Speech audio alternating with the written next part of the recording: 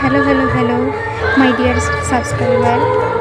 আজ আমি তোমাদেরকে আমাদের এখানে কালী পুজোর দেখাবো।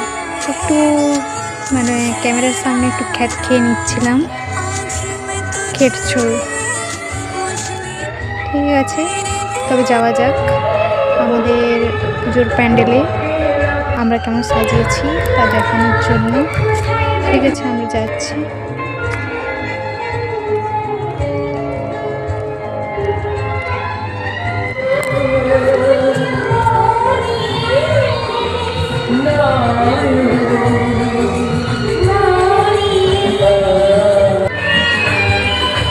এখানে লাইটিংয়ের তৈরি করা হয়ে গেছে, রাতেও ভালো দেখা যাবে, বাট এখন তো দেখাতে পারছি না।